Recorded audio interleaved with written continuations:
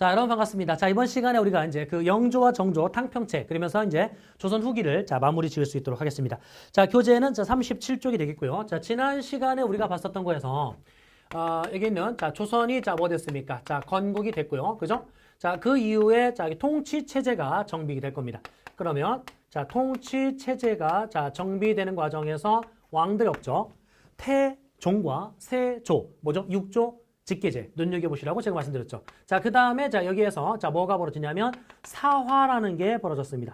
자, 사화는 훈고와 살인의 싸움이다. 자, 그 다음에 이제 붕당이라는 게 전개가 됐는데, 이 붕당 정치라는 게 16세기 선조라는 왕 때부터 이제 쪼개지기 시작해요. 그래서 붕당 정치에 과거에 어려웠었던 문제들은 이제 그 쪼개지는 과정이나 배경, 이런 일련의 과정을 다 물어봤는데, 지금은 붕당 정치가 뭐냐? 이 정의 정도만 여러분들이 확인하시면 됩니다. 그런데, 지난 시간에 우리가 숙종이라는 왕 때 어떻게 됐습니까? 편당적인 조치를 취하면서 한쪽 붕당에 지나치게 힘을 실어줬기 때문에 환국이라는 게 유발이 됐죠. 환국이라는 게 자, 유발되면서 붕당 정치가 자, 뭐 된 거라고요? 변질된 겁니다. 일당 전제화 현상이 벌어졌죠. 이 붕당 정치라는 게요, 나름의 긍정적인 기능도 있거든요. 그러니까 오늘날로 친다면 이 붕당은 정당 정치, 정당과 약간 유사한 성격을 가지고 있어요. 그러면은 어느 특정한 정당이 권력을 완전히 독점하는 거를 자, 상대 붕당이 뭐 해줘요? 견제해 줌으로써 이들의 부정과 부패를 최소화시키는 그런 긍정적 기능도 있거든요. 그런데 환국 이후에 뭐 돼버렸습니까? 변질됐다? 일당 전제화. 하나의 붕당만 정치에 남았거든요. 그래서 이 변질된 붕당 정치의 자, 문제점을 극복하기 위한 자, 무슨 책이 나온다? 탕평책이 나오는 겁니다. 그 탕평책에 자, 영조라는 왕과 자, 그 다음에 정조라는 왕이 자, 펼칠 건데 영조와 자, 정조의 탕평책 됐죠? 그래서 이건 뭐 어려웠었을 때는 영조의 완론, 완만한 탕평책, 이건 좀 강경한 준론 이렇게 표현하는데 완론, 준론 뭐 그 시험에 나오진 않을 거고요. 자, 무슨 책을 취하고 있다고요? 탕평책을 취하고 있다는 겁니다. 탕평책이라는 거는 자, 붕당의 균형을 잡아줌으로써 왕권을 안정시키고 왕권을 강화시키기 위한 그런 개혁 정치를 말하죠. 그래서 수능에 영조와 정조의 업적을 자, 비교하는 문제는 한 번도 빠진 적이 없다. 꼭 기억하시고요. 자, 갑시다. 여기는 영조 때요. 자, 영조 때 뭐 하게 되냐면 자, 이런 걸 한답니다. 서원을 자, 정리한대요. 자, 서원을 정리하는데 이 서원이라는 게 여러분들 자, 누구들의 성장 기반이었었죠?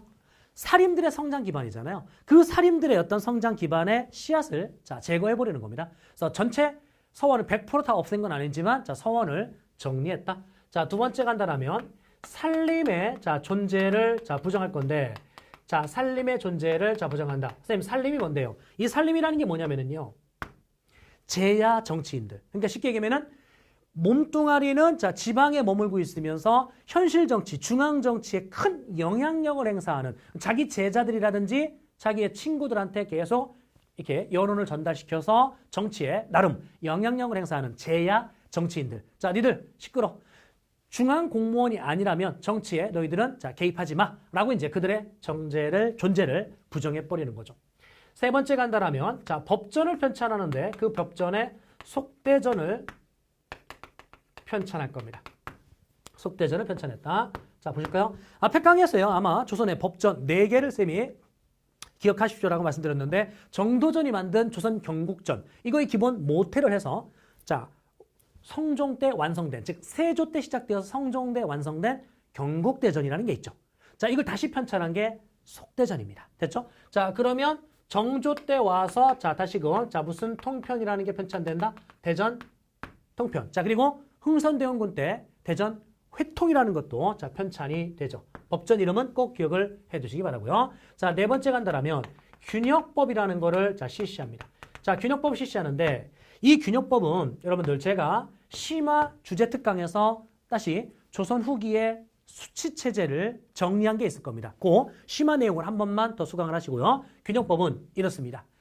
조선 후기에는 현역으로 군대 갈 필요가 없고요. 농민들은 군대 가는 대신에 군대 갈 의무로 군포라는 옷감을 냅니다. 옷감을 세금으로 내는데 이 옷감이 1년에 2필이 기본 값입니다. 1년에 2필을 내야 되는데 그 2필에 자, 세금의 량을 1필로 50%를 삭감해준 이 제도가 바로 균역법입니다. 됐죠? 그래서 조선 후기의 수치체제, 자, 균역법, 대동법, 영정법 이 3개의 수치제 개편 중에 한 문제가 무조건 출제가 되는데 가장 출제가 잘 되는 거는 대동법입니다. 자, 두 번째 출제가 잘 되는 거는 균형법이죠. 그래서 대동법과 균형법은 단독으로 출제가 된다. 영정법은 단독으로 나오지는 않습니다. 지금 이야기한 대동법과 균형법을 함정파기 위한 선택지로만 주어질 건데 어쨌든 알고는 계셔야 된단 말이죠. 그러니까 심한의 조선 후기 수치체제의 개편 부분을 반드시 수강을 해두시기 바랍니다. 자, 다섯 번째 간다라면 여기에 있는 사형수에 대한 엄격한 삼심제. 이게 뭐냐면 삼심제는 여러분들 말 그대로 재판을 3번에 걸쳐서 신중하게 하겠다라는 건데 사형수에 대한 삼심제 신급 제도를 강화시키겠다는 겁니다. 됐죠? 자, 그 다음에 여섯 번째 간다라면 여기에 있는 사형수에 대한 삼심제를 시행했고 또 무슨 제도를 부활시킬 거냐면 신문고 제도를 다시금 부활시킬 겁니다. 이 신문고 제도가 조선 초기에 태종 때 있었던 건데 그 태종 때의 신문고 제도가 유명무실하게 유지가 됐었던 거거든요. 이걸 다시금 부활시켰던 게 여기 있는 영조. 자, 일곱 번째 간다라면 여기 있는 이 영조 때 이인좌의 난이라는 게 벌어집니다. 이인좌의 난. 그러다 보니까 어떤 문제가 생겼느냐. 요거 먼저 가볼게요. 붕당 정치가 변질됐을 때 일당 전제화 현상이 나타났잖아요. 그러면은 남인이라는 붕당이 있었고 서인이라는 붕당이 있었는데 이 중에 서인 계열만 살아남을 거거든요. 근데 이 서인 계열 아이들이 다시금 쪼개졌어요. 어떻게 쪼개지냐면 노론과 소론이라는 걸로 쪼개지는데 이 노론 계열 아이들, 소론 계열 아이들 얘네들이 누구를 왕으로 지지했냐면 경종. 그럼 얘가 경종을 왕으로 지지했다? 여러분 변질된 게 누구 때였었어요? 숙종 때부터 변질됐잖아요. 숙종 다음에 왕이 누구냐면 경종이거든요. 그럼 숙종 다음에 경종으로 올라왔는데 누구의 지지를 받았어요? 소론들의 지지를 받았지 않습니까? 그죠? 그런데요. 이 경종이 왕이 된 지 딱 4년 만에 죽어버려요. 그럼 왕이 된 지 딱 4년 전에 왕이 죽었기 때문에 왕이 바뀌어야 될 거 아닙니까? 그러면 왕이 바뀌는데 누구로 바뀐 거냐면 여기 있는 바로 영조로 바뀐 겁니다. 영조로 바뀌었어요. 그럼 영조로 이미 경종과 영조는 엄마가 달라요. 엄마가 다른 형제죠. 그러면 이제 영조가 왕이 되는 순간 정치적 권력은 누가 잡은 겁니까? 노론들이 잡은 거거든요. 그랬더니 여기에 있는 이 소론 계열의 이인좌가 난을 일으킨 겁니다. 뭐라고요? 여기에 있는 이 영조와 노론, 요 띠띠끼들이 영조와 노론들이 우리의 왕 누구를? 경종을 독살시켰다라고 주장을 하면서 난을 일으킨 겁니다. 그러면 여러분 영조는요. 아까 뭐라고 그랬어요? 붕당 간의 균형을 잡겠다 탕평책을 시행했었던 이런 왕이라고 그랬잖아요. 그럼 붕당 간의 균형을 잡기 위해서 이쪽 붕당 골고루 갖다 씁니다. 고르고 갖다 써요. 자, 그런데 이인자는 소론인데 소론 계열 아이들이 자꾸만 난을 일으킨답니다. 그럼 이걸 진압됐어요. 진압된 다음에 뭐라고 할까요? 아우 얘들은 안 돼. 이렇게 되겠죠. 그 결국은 이제 누구 중심의 정치가 될 수밖에 없느냐면 노론 중심의 정치가 운영이 돼요. 탕평책이라는 걸 통해서 나름의 균형을 잡아놓긴 했지만 약간 쏠림 현상이 있다는 겁니다. 누구 중심에? 노론 중심에. 이해됐죠? 자, 그런데 이 노론 아이들과 누가 사이가 안 좋았냐면 바로 사도세자가 사이가 안 좋았어요. 그럼 사도세자가 뭡니까? 영조의 선이잖아. 다음에 왕이 될 거잖아. 세자니까. 근데 이 사도세자와 노론이 사이가 안 좋다? 이 노론의 입장에서는 이 다음에 영조 다음에 사도세자가 왕이 되면 자신들은 정치에서 밀릴 수밖에 없죠. 그러니까 얘가 왕이 되는 게 그닥 달갑지가 않아. 그래서 결국은 이 사도세자를 궁궐에서 뭐 돼요? 왕따시키고 이제 완전히 고립시켜놔요. 아무도 얘한테 놀아주지 않아. 그러니까 이제 얘가 결국 우울증 같은 거 걸리고 궁궐 밖에 나가서 막 술 먹고 돌아다니고 나중에 궁녀 하나를 뭐 강간하고 죽이기도 하고 막 이런 이런 행위를 보였단 말이죠. 이 행동을. 이거를 이제 노론 아이들이 알아낸 거죠. 아, 이런 어떤 비리를 저지르고 다닌다. 그 사실을 이제 영조한테 일러 바쳤죠. 일러 바쳤더니 여기는 영조가 이제 문책을 할 거 아닙니까? 너 그런 일이 있었냐? 그럼 죄송합니다. 이러면 되는데 아버지는 말이야 내 마음도 못 알아주고 이런 거죠. 그러니까 궁궐 안에서 혼자 고립되어 있으니까 너무나 외로웠었던 겁니다. 근데 아버지가 자기를 못 알아주니까 이제 막 또 대든 거죠. 이게 또 여기도 영조가 이건 뭐야? 하면서 사도세자에 대한 처벌. 그냥 훈계 정도 했어야 되는데 이게 너무 과한 처벌로 이어진 게 된 겁니다. 뭐죠? 뒤주에 가둬서 굶어 굶겨 죽인 거죠. 결국 이제 사도세자가 자 굶겨 죽임을 당할 겁니다. 그러면 이 사도세자의 아들인 누가? 정조가 왕이 되잖아요. 정조가 왕이 되는데 이 정조는 자기 아버지가 죽임을 당하는 그 일련의 과정을 다 알고 있단 말입니다. 그러면 그걸 주도한 게 누굽니까? 노론 계열 아이들이거든요. 노론 계열 아이들. 그럼 노론 계열 아이들이 아닌 이들이 아닌 다른 세력들을 정치에 자 끌어들이게 돼요. 그래서 무슨 말이냐면 시파와 벽파라는 단어가 나오는데 자 여기 있는 자 벽파를 제거하고 자 누구들을 시파들을 자 등용한다. 쌤 시파는 뭐고 벽파는 뭔데요? 시파는요. 자 벽파 먼저 갈까요? 벽파는요. 노론의 강경파. 쉽게 얘기하면 사도세자가 뒤주에 갇혀서 지금 신음하고 있습니다. 물 좀 주세요.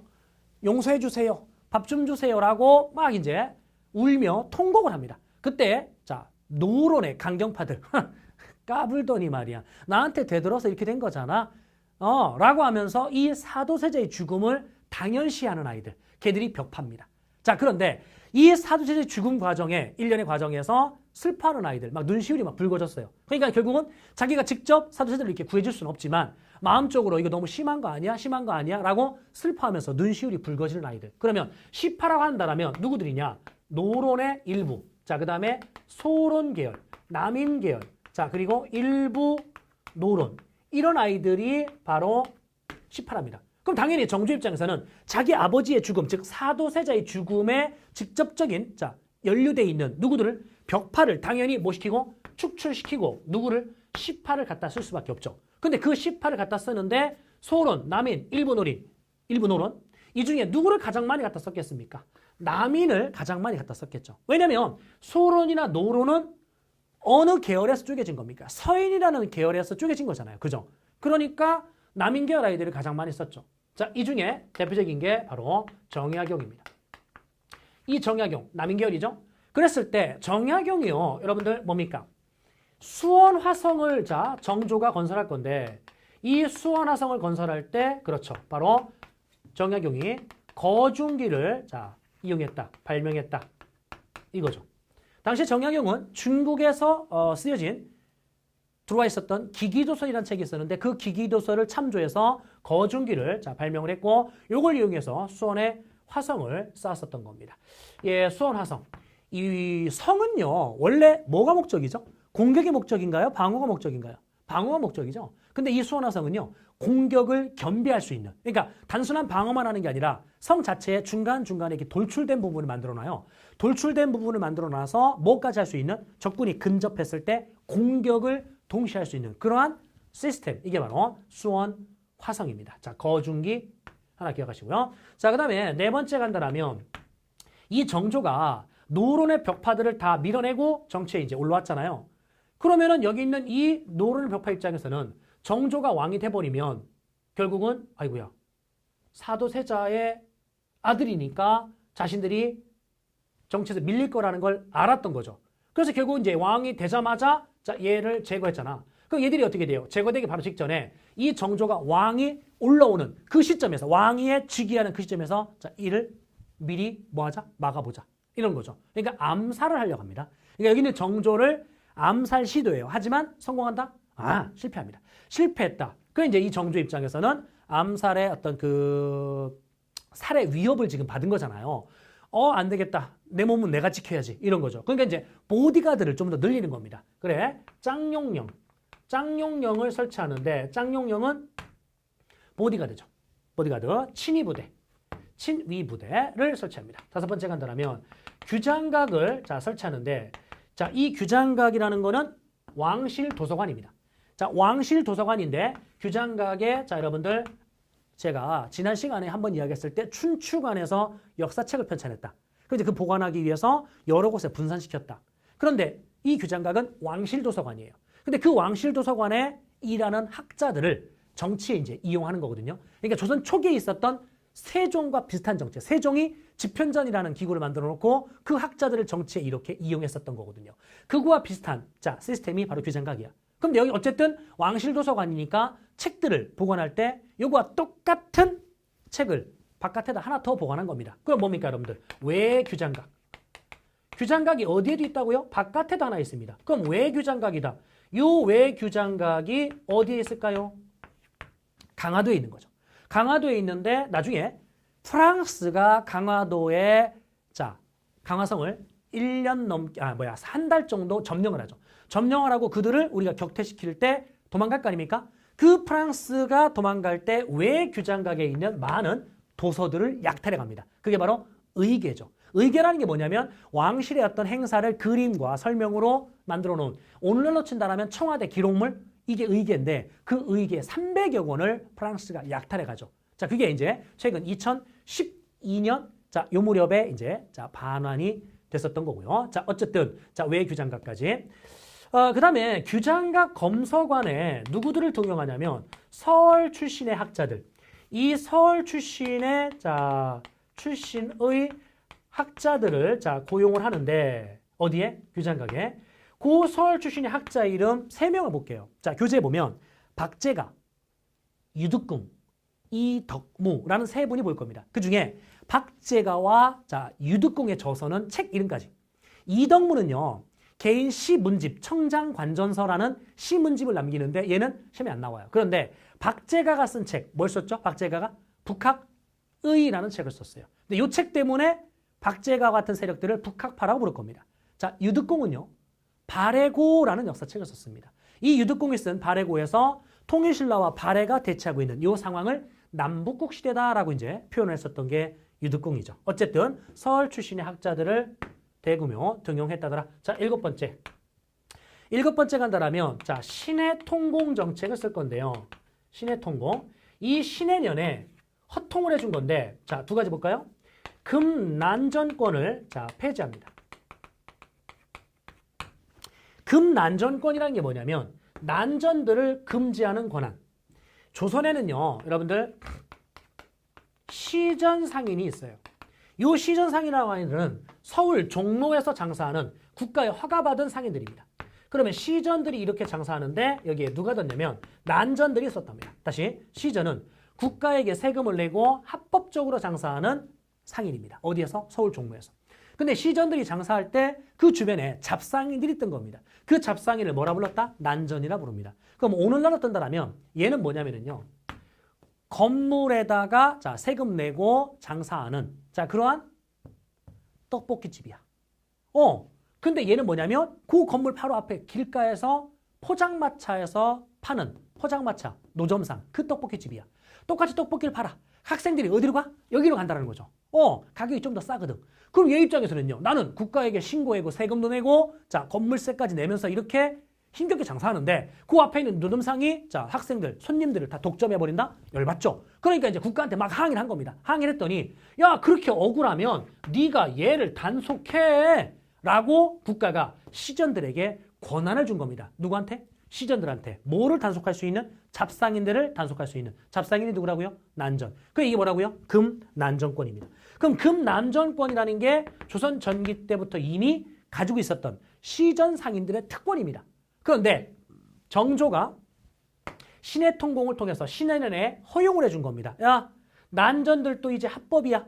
시전들이 가지고 있던 금난정권을 없애버린 겁니다. 그러니까 결국 난전들도 자유롭게 장사해도 이제 된다라는 겁니다. 됐죠? 자, 그 다음에 공장안을 자, 폐지하는데 이 공장안이 뭐냐면은 수공업자들의 명단입니다.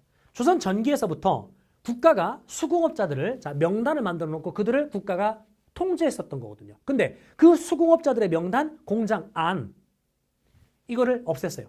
그 얘기는 국가가 더 이상 수공업을 통제하지 않겠다는 얘기입니다. 그럼 아무나 물건 만들어도 되나요? 예, 된다는 얘기입니다. 이제. 그러면 여러분들 자 보세요. 금난정권을 통해서 아무나 장사해도 됩니까? 예, 아무나 장사해도 되죠. 난전들이 장사하는 게 이제 합법이잖아. 그러면 이제 공장안을 폐지했다는 얘기는 아무나 물건 만들어도 되나요? 그렇죠. 그럼 이 2가지가 가지는 의미는 이겁니까?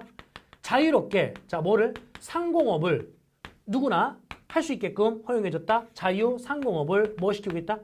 활성화시키고 있다. 라는 의의를 자, 가지게 된다는 겁니다. 자, 이게 자, 정조의 업적. 요거 말고요. 정조에서는 이제 수령의 자, 권한을 강화시켰다. 뭐 이런 것들이 나오는데 교재에서 쌤이 판사한 거 외에 자, 추가적인 내용들 한 번씩은 더 읽어봐 두시고 영조와 정조 자, 정조가 훨씬 더 시험에 잘 나와요. 잘 나오는데 어쨌든 정조의 업적을 물을 때는 영조의 업적과 함께 비교하기 때문에 자, 여러분들 비교하시면서 이쪽을 중점적으로 먼저 기억하셔라.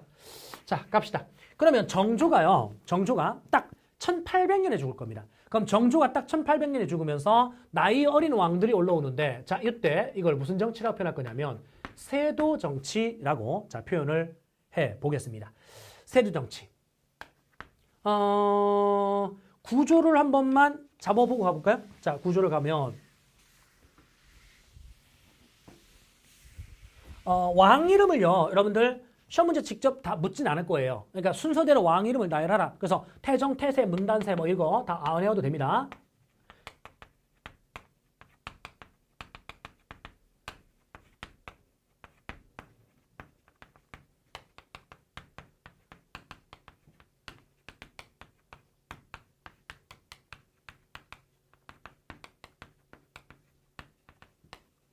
와우.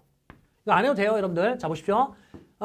태조 이성계에서부터 쭉 정치가 이어지면서 통치체제가 정비되었다. 누구 비교하라고 했습니까? 제가 태종과 자, 세조의 아니죠. 태종과 여기 있지. 세조의 육조 직계제. 자, 정치적 업적 비교하라고 말씀드렸죠. 그다음에 세종과 자, 여기 있는 성종. 세종과 성종의 자, 문화적 업적. 근데 이거는 그냥 15세기구나 라는 것까지만 가면 됩니다. 됐죠? 자, 그다음에 이제 연산군. 자, 그다음에 중종. 자, 인종, 명종. 자, 쭉 나오는데 여기까지 해서 자, 뭐가 벌어지냐면 이게 벌어진 거죠. 사화가 벌어진 거죠. 사화가. 그죠? 사화가 벌어졌고 자, 선조 때부터 뭐가 시작된 겁니까? 붕당 정치가 자, 시작이 된 거죠. 그러면 선조 때부터 붕당 정치가 쭉 가서 저 누구 때? 숙종 때. 이때까지는 나름의 붕당 정치가 나름의 자, 긍정적 기능을 유지하면서 발전이 되죠. 근데 숙종 때 뭐가 벌어집니까? 환국이 벌어지죠. 환국이 벌어졌고 숙종, 경종 이때 자, 붕당 정치가 자, 뭐 된 거라고요? 변질된 거죠. 즉 일당 전제화. 그 모습을 자, 극복한 게 영조와 정조. 그럼 여기에서 영조와 정조의 자, 무슨 책? 탕평책이 시행이 되는 거죠. 영조와 정조. 자, 그 다음에 이제 여기 있는 자, 무슨 정치로 이어진다는 거예요? 세도 정치. 이렇게 이제 이어지죠. 그래서 여기는 조선은요, 자, 순조와 헌종과 철종인데, 조선은요, 오히려 고려보다 자, 이게 좀 단순해요. 그러니까, 통치체제의 정비, 우리 고려 같은 경우는 이 통치체제 정비에서 자, 누구의 업적 나왔습니까? 태조, 광종, 성종, 세 명의 업적. 그 중에 광종이 제일 잘 나온다 이렇게 말씀드렸잖아요. 조선 같은 경우는 태종과 세조를 중점적으로 보시면 돼요. 자, 여기서 한 문제. 자, 그 다음에 이제 연산군에서부터 자, 명종 때에 걸쳐서 뭡니까? 무오, 갑자, 기묘, 을사. 이 사화가 벌어지는데 사화의 정의만 이해하면 된다. 그 사화에도 불구하고 살인들은 계속 성장을 했다. 뭘 통해서? 서원과 향약이라는 걸 통해서.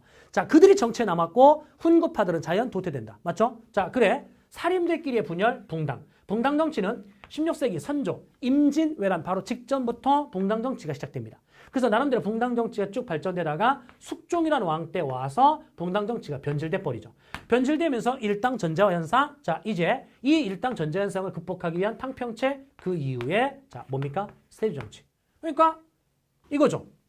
통치체제 정비, 사화, 붕당, 변질, 탕평책, 세조 정치. 이게 조선의 큰 줄기라는 겁니다. 이해되나요? 그럼 자, 이제 세도 정치에 대한 살을 붙여 나갈 건데 이 세도 정치는 몇 세기라고요? 19세기입니다. 그럼 19세기의 세도 정치 왕실의 자, 외척 가문들이 권력을 잡을 건데 어린 왕들이 올라올 겁니다. 자, 예를 들어 순종, 자, 헌종, 자, 그다음에 철종 이들의 어린 왕들이 올라와요.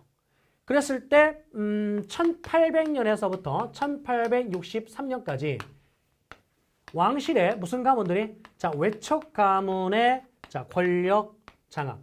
그럼 얘들이요, 권력을 장악했을 때 무슨 사를 장악하고 있다? 비변사. 오케이. 자, 비변사. 제가 고려시대 도병마사를 설명해 드리면서 말씀드렸던 그 비변사.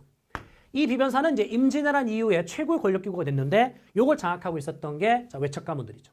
대표적인 외척 가문은 이제 안동 김씨, 풍양조 씨, 다시금 안동 김씨. 그럼 그들에 의한 자, 권력 장악. 결국 쉽게 얘기하면요, 무슨 권이 미약하다는 얘기입니까? 왕권이 미약하다. 왕권이 땅바닥에 떨어진 겁니다. 이 말 이해됐죠? 자, 그러면 왕권이 이렇게 땅바닥에 떨어졌었을 때, 자, 무슨 기강이 문란해지냐? 정치 기강이 문란해진답니다. 즉, 뭐가 성행하느냐? 매관매직이 성행을 해요. 아니, 과거 시험을 보고 공무원이 되는 게 아니라 이제는 공무원이 되고 싶어? 뇌물만 주면 돼. 누구한테? 안동김 씨한테. 그러니까 여기 있는 자, 이제 사과 박스에다가 현금으로 딱 채운 다음에 선물 하나 딱 갖다 주면 다음날 내가 지방관리가 되는 거야. 관리가 딱 됐어. 그럼 지방관리로 임명됐을 때 어떻게 됩니까? 관직을 돈 주고 산 거잖아요. 쉽게 얘기하면. 그러면 내가 투자한 돈, 본전을 회수해야 될 거 아닙니까? 아니, 예를 들어 3천만 원을 주고 자, 공무원이 됐어. 그럼 3천만 원 회수해야 될 거 아니야? 회수할 수 있는 방법은 아니, 외척가문한테 가서 다시 돌려주시오. 그럽니까? 말이 안 되죠. 그럼 내가 이걸 회수할 수 있는 방법은 나보다 힘이 약한 아이들, 그들을 쥐어짜는 거죠. 백성들에 대한 세금 수탈. 자, 그러면 이렇게 한번 가볼까요? 탐관오리의 탐악한 관리들이죠. 탐관오리의 자, 횡포 이럽시다. 자, 뭐의 수탈이 심해진다고요? 세금 수탈이 자, 심해집니다. 그 세금 수탈에 세 가지의 세금이 물러나진답니다. 토지와 관련된 전정, 자, 군사와 관련된 군정, 그리고 고리대로 변질된 환정. 그러면 전정, 군정, 환정 세 개를 묶어서 우리는 삼정이라고 합니다. 이를 자, 삼정의 문란 이렇게 표현합시다. 이 삼정의 문란 세금 수탈이 너무나 심화되면 백성들이 어떻게 됩니까? 저항을 할 겁니다. 자, 저항을 할 건데 이 백성들의 저항 초기에는 소극적인 자, 저항 이런 걸 합니다. 벽서운동 이딴 걸 합니다. 벽서운동은 대자보를 쓰는 겁니다. 어떻게 돼요? 벽에다가 글을 쓴 거죠. 큰 대자보. 자, 우리 동네 수령은 나쁜 놈, 벼락 맞고 뒤져라. 뭐 이런 거 쓰는 겁니다. 네가 세금 수탈하는 게 너무나 과하지 않느냐. 인간으로서 어떻게 그렇게 수탈할 수 있느냐. 이런 식의 어떤 항의의 글을 쓴 겁니다. 그러면 그 글을 접했을 때 지방관리들이 뭐라고 그래요? 야, 내가 너무 심했나? 알았어. 좀 줄일까? 이런 반성을 해야 되는데 뭐라고? 나한테 감히 하면서 이 벽서를 쓴 사람을 찾아와. 이제 결국 범인을 잡아내고 또 그들을 또 처벌하고 이렇게 이제 악순환이 돼버린 거죠. 그러니까 결국은 이 단순한 저항 갖고는 안 된다는 겁니다. 그래서 벽서 안 돼? 자, 이제 밀란으로 가는 겁니다. 밀란으로 가는데 이 밀란으로 갔을 때 적극적인 저항 첫 번째는 홍경래의 다시요. 자, 홍경래의 난이라는 게 벌어질 겁니다. 홍경래의 난은 여기 있는 서북지방 이쪽 지방을 중심으로 해서 홍경래가 일으켰던 난인데 이 홍경래의 난이 일어났었던 지역은 고려시대 서희 기억납니까? 거란족의 1차 침략 때 말로 싸웠던 서희, 그 서희가 외교 담판을 통해서 획득했던 강동 육주 있죠. 그 강동 육주와 위치가 완전하게 일치합니다. 그거 참고로 가시고요. 어쨌든 홍경래가 난을 일으켰다. 기본 베이스는요. 요겁니다. 삼정의 문란. 됐죠? 그런데 그거 말고 하나 더 있었대요. 뭐가 있냐면 서북지방에 대한 차별. 조선에서는요. 이 서북지방을 엄청나게 차별을 했거든요. 이쪽 서북지방.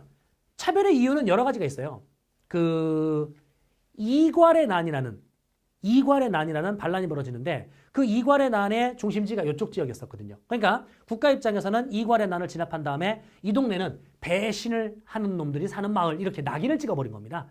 그래서 이괄의 난이라는 거는 인조반정 때, 그러니까 광해군을 밀어내고 광해군이 중립외교 때문에 잘리잖아요. 인조가 왕으로 바뀌는데 그 인조반정 때 서인들이 주도했고 이괄도 서인이거든요. 그래서 이괄 스스로는요. 인조반정에서 본인이 1등 공신이다. 나 없었으면 인조반정 성공하지 못했을 거야. 라고 이제 1등 공신을 자처하고 있었던 건데 결국 어떻게 돼요? 나중에 공신 책봉을 할 때 3등 공신 취급받은 거예요. 그러니까 얘가 삐진 겁니다. 열받은 거죠. 그래가지고 이제 반란이 일으킨 게 바로 이괄의 난입니다. 그래서 이괄의 난은 진압이 됐어요. 하지만 이괄의 난은 이후에 이 동네가 뭐 된다는 거야? 낙인이 찍혔다는 거죠. 이게 또 하나의 배경이고요. 또 하나는 이 서북지방은 중국의 문물이 유입되는 그런 경로잖아요. 그럼 우리나라의 서학, 서양의 학문, 그 서양의 학문으로 돌아서 종교로 발전된 게 천주교거든요. 그럼 천주교라는 게 이렇게 들어왔을 거 아닙니까? 그러면 여기 한반도에 이제 천주교라는 게 널리 확산될 때 가장 먼저 확산된 동네가 이 동네거든요. 근데 천주교에서는요, 인간 평등을 외치잖아요. 조선이라는 나라는 성약에 기반하는 나라입니다. 양반과 자, 상민, 자, 노비, 이런 신분 질서가 엄격해야 되거든요. 그런데 감히 인간 평등? 이런 미친 거 아니야? 이렇게 되는 거죠. 그러니까 천주교 자체가 불법이야. 근데 이 동네 사람들은 천주교를 믿으면서 모든 인간은 평등해요. 막 이렇게 떠들고 다니잖아. 그러니까 이제 또 낙인이 찍힌 거예요. 뭐라고요? 예의범절을 모르는 놈들, 싸가지가 없는 놈들. 이렇게 이제 낙인이 찍힌 거죠. 그래서 삼정의 문란 외에 이런 서북지방에 대한 차별대우, 이 차별대우가 맞물려서 홍경래라고 하는 몰락한 양반이 난을 주도한 겁니다. 물론 이는 1년 만에 진압이 됩니다. 진압이 됐고 그 이후에 진주에서 어디요? 진주입니다. 전주 아니고요. 진주. 진주에서 밀란이 벌어지는데 1862년도에 진주. 여러분, 이 진주에서 밀란이 시작됐을 때 당시에 백낙신이라고 하는 지방 관리가 백성들에 대한 세금 수탈.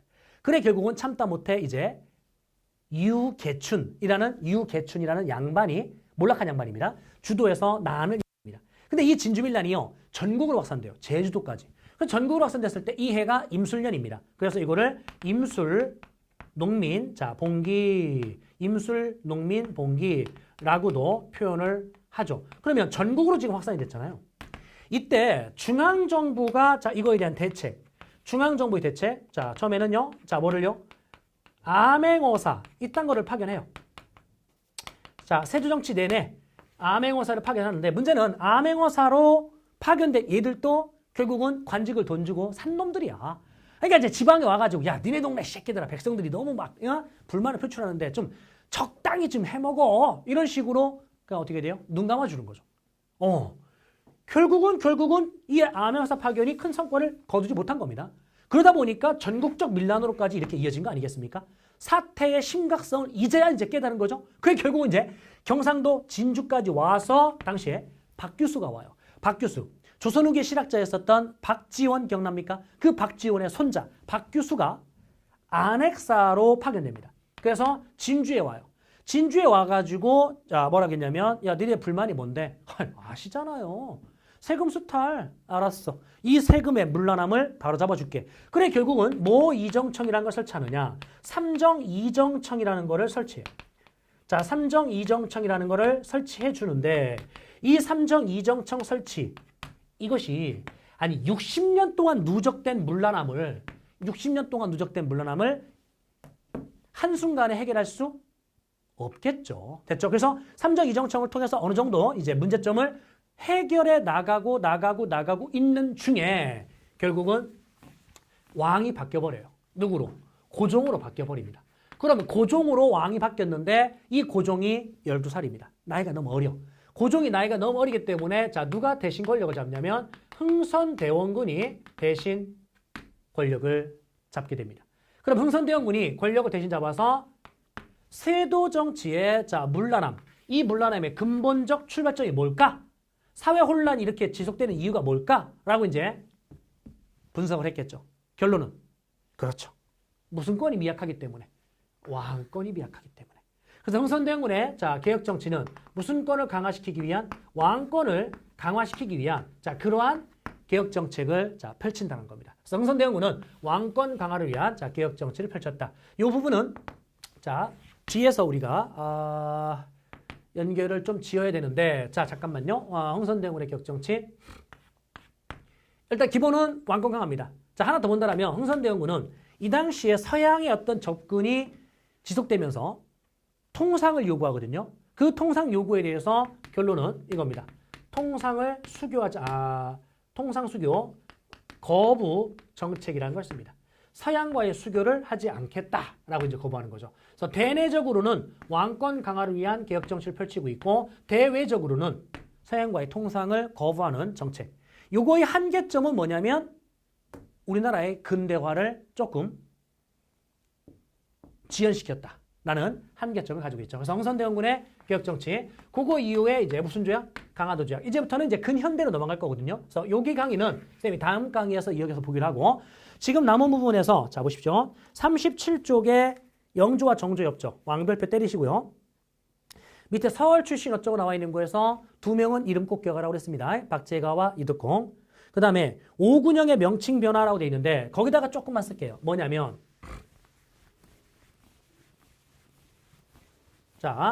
시대별 군사 조직에 군사 조직 보시면 일단은 남북국 시대 발해는요. 발해는 10위. 그 다음에 신라입니다. 신라는 구서당 정. 기억나시죠? 자, 요거 구분하시고. 그 다음에 고려시대로 가겠습니다. 자, 고려시대 가게 되면 중앙군은 2군 6위. 뭐라고요? 중앙군입니다. 자, 지방군을 볼 건데요. 자, 이 지방군에서 5도에 있는 지방군, 양계에 있는 지방군. 달랐죠? 자, 이게 뭐를 썼어요? 주현군. 왜? 주현에만 지방관이 있으니까. 지방관이 있는 곳에만 군대가 있을 수 있으니까. 자, 그 다음에 양계에는 자, 뭐가 있었습니까? 자, 주진군이라고 불려지는 아이들이 있었죠. 자, 이게 고려시대. 그러면 자, 이제 조선으로 갈 건데 조선은요. 중앙군은 5위. 자, 지방군은요. 자, 지방군은 영진군. 중앙군은 5위, 지방군은 영진군. 그런데 임진왜란 이후에 임진왜란 때부터 바뀌어요. 그래서 자, 5군형. 임진왜란 때 바뀌어요. 무슨 군? 소고군. 그럼 임진왜란을 기점으로 해서 조선 전기와 후기로 나누거든요. 그럼 조선 전기의 중앙군은 5위, 지방군은 영진군. 자, 그 다음에 조선 후기의 중앙군은 5군형, 지방군은 소고군. 그럼 요 5군형인데 요 5군형에서 5개를 다 외울 필요는 없다. 자, 보시면 맨 처음에 무슨 도감이라는 게 만들어지냐면 임진왜란 도중에 훈련 도감이라는 게 만들어져요. 그럼 임진왜란 도중이니까 선조 때 만들어졌겠죠.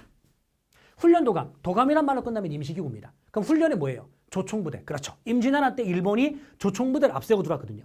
그들을 자 방어하기 위해서 우리도 대규모의 조총부대를 전쟁 중에 양성할 목적으로 만든 기구가 훈련도감. 됐죠? 자, 그 다음에 어영청, 총용청, 수어청. 자, 얘는 자 누구 때 만들어지냐면 인조 때. 자, 그 다음에 금위영. 요거는 누구 때 만들어지냐면 숙종 때. 결론.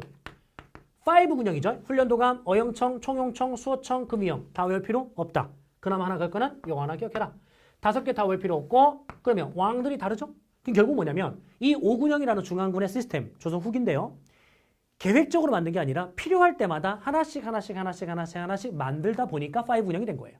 이거를 임기응변식으로 조직했다. 자, 이런 식으로 자, 표현하면 됩니다. 그래서 시대별 자, 여러분들 군사 조직의 명칭 다시 마무리하면 남북국 시대 됐죠? 자, 고려 시대 자, 그리고 조선 전기, 조선 후기 나눠서 보시면 됩니다. 자, 그다음에 왼쪽 페이지에요. 36쪽에 가게 되면은 영정법, 대동법, 균형법이 지금 나와 있거든요. 이 부분은요. 별표를 하시는데 대동법과 균형법이 단독으로 나온다고 제가 말씀드렸어요.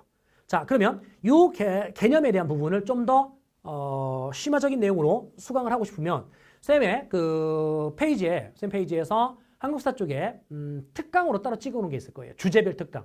거기 이제 수십 개의 주제가 있는데 그 중에 수치체제의 개편이라고 되어 있는 테마가 있을 겁니다. 한번 확인해 보시고요. 뒤로 넘어가시게 되면은 자 뭡니까? 임진왜란에 대한 이야기가 나오는데 임진왜란에서는 자 승리의 원동력이 먼저 나왔네요. 수군의 활력, 명나라 지원, 의병의 활력. 자, 임진왜란의 배경을 보시면은 자 일본이 전국시대라는 혼란을 통일한 다음에 과도해진 군사력을 밖으로 배출시키기 위해서 조선을 침략해 들어오게 됩니다. 자, 수륙병진작전. 이 뭐냐면 물과 육지에서 나란히 올라가는, 그러니까 육군과 해군이 동시에 공격해서 올라가는 작전인데 조총부대를 앞세우고 들어옵니다. 그 결국 우리가 일본의 어떤 초기의 작전에 계속 무너져요. 계속 무너지는데 초반에 엄청나게 깨지는데 결국 승리를 거두는 하나의 원동력의 시발점이 이순신의 활약이라는 거죠. 수륙병진작전에서 그들의 보급로를 수로를 자 바닷길을 끊어놓은 겁니다. 그게 이제 중요한 결정적 승리 포인트가 된 거죠. 자, 전개 과정 한번 읽어보시고 자 결과 별표하시면 됩니다. 자, 결과 별표하시는데 거기에 납속책, 공명첩 제가 중간에 설명을 해드렸습니다. 쭉 한번 다 읽어보시고요. 그다음에 이제 일본은 자 뭡니까? 정권이 바뀝니다. 정권이 이제 새롭게 에도막부라는 도쿠가와 이에야스에 의한 에도막부가 수립되는데 그 에도막부가 우리 조선에게 야 조선아 국교를 다시 재개하는 게 어때? 라고 이제 요구를 합니다. 그래서 우리가 알았어. 친하게 다시 지내자. 라고 하면서 뭘 파견하느냐? 통신사라는 사절단을 파견할 거예요. 그 통신사라는 사절단이 1607년도에 파견되어서 에도막부와 조선이 이제 국교가 다시금 성립되는 자 그러한 장면이라고 할 수 있겠죠. 자, 통신사 자 확인하시고요. 자, 결과 발표하시면 됩니다.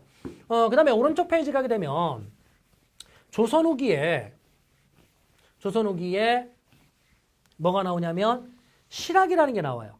조선 후기에 실학이라는 게 나오는데 이 실학은 조선 후기입니다. 그러니까 여기에 등장하는 학자들의 이름이 뜨면 아하, 조선 후기구나 라는 걸 일단 확인해 주시고 이 실학의 범주는 크게 세 가지로 나눠집니다. 어떻게 나눠지냐면 여기에 있는 농업을 중시하자라는 중농주의.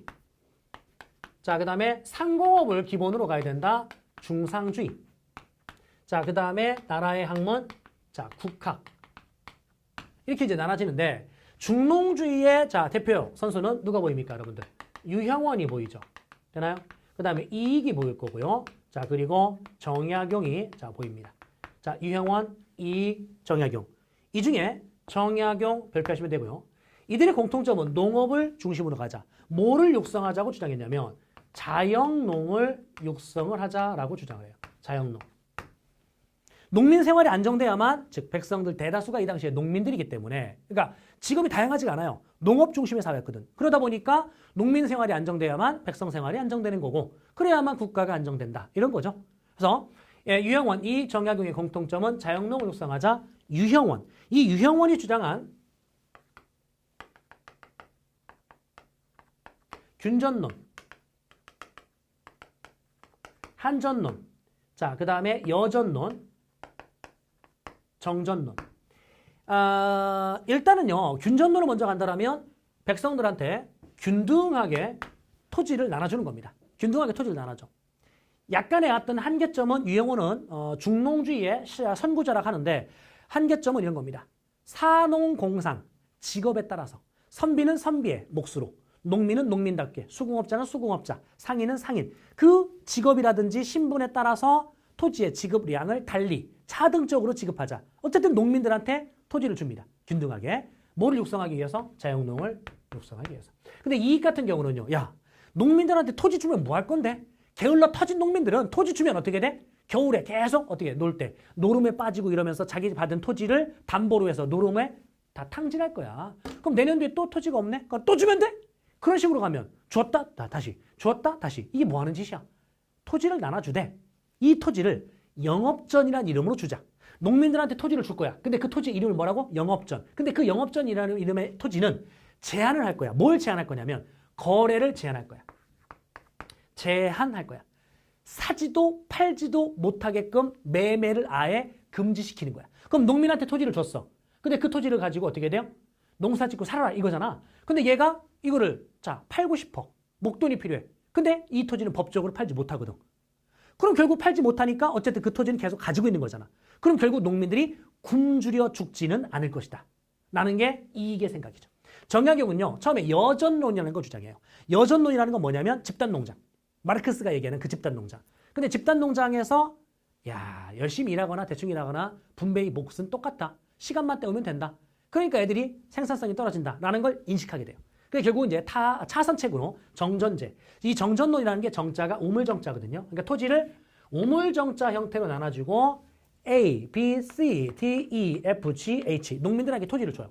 그리고 가운데 있는 이 토지는 이 농민들이 와서 공동으로 일을 합니다. 그러면서 여기서 생산된 이 생산물은 전부 다 중앙정부에 뭐로 올리는 방식? 세금으로 올리는 방식. 자, 이게 이제 정약용의 정전론. 여전론에 대한 차선책입니다. 어쨌든 토지제도. 중상주의는요. 상공업을 육성하자 이건데 유수원,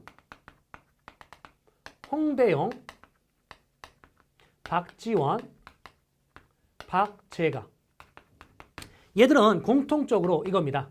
상공업을 자 뭐하자? 활성화시키자. 육성하자. 그럼 상공업을 활성화시키기 위해서 뭐하자? 청나라와의 무역을 늘리자. 청과의 자 교류, 청과의 무역을 늘리자. 그리고 수레라든지 선박 이런 걸 대규모로 이용해서 물류의 유통을 활성화시키자. 라는 주장을 펼치게 됩니다. 자, 유수원, 홍대용, 박지원, 박재가. 이 중에 이 홍대용 같은 경우는요. 뭘 주장했냐면 지전설을 또 주장해요. 지전설. 지전설이 뭡니까 여러분들? 지구가 돌아요. 지구가 돌아. 그러니까 지구가 돌으니까 세상의 중심은 중국이야. 아이 말도 안 되는 얘기. 우리가 생각하는 세상의 중심이 중국이야라고 점을 딱 찍어놨는데 어느 순간 지구가 돌잖아.